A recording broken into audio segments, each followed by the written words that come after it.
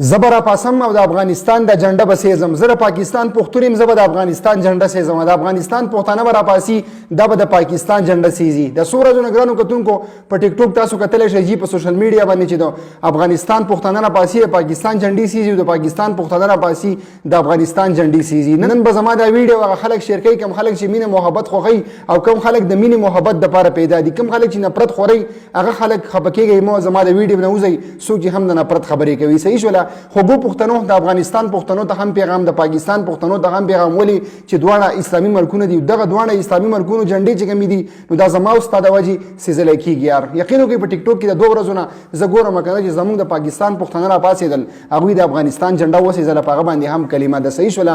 داسې د افغانستان وروڼه په بهر ملک یا بل ورځ راپاڅېدلي وو چې جنډه یې راکوزه کړې وه جي، او هلته کې د افغانستان جنډه چې کومه وه نو هغه یې سېزلې وه صحیح شوله. دې ځای کې زه دواړو ملکونو پښتنو له پیغام ورکوم ما ته لږ متوجه شئ. خو که په چا مې دا خبرې ترخې لګي نو کوشش وکړئ زما د ویډیو سکپ کړئ او زما د ویډیو نه وځئ صحیح شوله. د ټولو نه اول د افغانستان پښتنو طرف ته راځم چې د افغانستان د هغه پښتانه دي که نو کوم پښتانه چې په بهر ملکونو کې اوسېږي، دا هغه پښتانه دي چې کوم پښتانه د افغانستان نه تللي دي او په بهر ملکونو کې ناست دي، نو هغه پښتانه د پاکستان جنډه چې کومه ده هغه سېزي. کوم پښتانه چې په افغانستان کې موجود دي او هغوی په پاکستان کې دلته کې خپل کاروبارونه کوي، په پاکستان کې رښتې دي، پاکستان ته ځي راځي او هغه مینه محبت خورئ که نو چېرته هم هغه پښتانو د پاکستان جنډې له لاس نه وروړي، هغوی د پاکستان د جنډې قدر او عزت کوي. ولې وایي چې پاکستان کې موږ له زیره کړی دی، په پاکستان کې موږ خوراک څښاک کړی دی، یعنې هغه صحیح پښتانه دي صحیح شوله. هغه خلک د پاکستان جنډه سېزي کوم خلک چې د افغانستان نه بهر شوي دي، هغوی له وایم چې لږ مینه محبت پکار دی. یار سله د 2 مسلمانانو ترمنځ اختلاف راولئ سله یار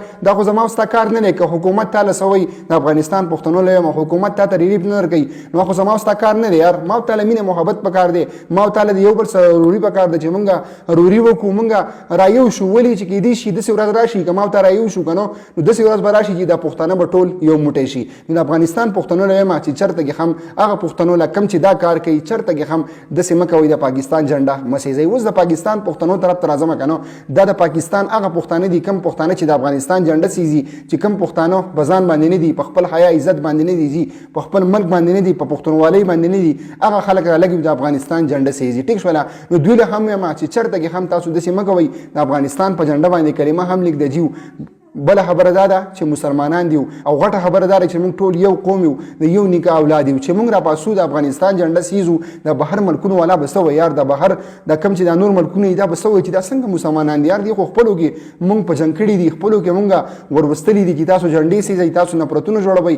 د پاکستان پښتنو له وایم چې چېرته کې هم داسې مه کوئ. ګوره افغانستان پښتانه خپل وروڼه وګڼئ، خپل وروڼه خپلې سینې ته را نږدې کړئ. یار هغه خلکو پسې مه ځئ کوم خلک چې نفرت جوړوي په سوشل میډیا باندې. تاسو له خو ما وویل چې هغه بهر ملک دي هغه نه په افغانستان کې نه پاکستان کې دي صحیح شوله. هغه خلکو پسې مزه یار مینه محبت جوړ کړئ، کوشش کوئ د افغانستان د جنډې بې حرمتي مه کوئ. د ویډیو کتلو ډېره زیاته مننه چې چېرته اوسئ پښتنو، الله مو ښاد ساته. که زما به دې خبرو څوک خبر شوي ډېر معذرت درنه غواړم.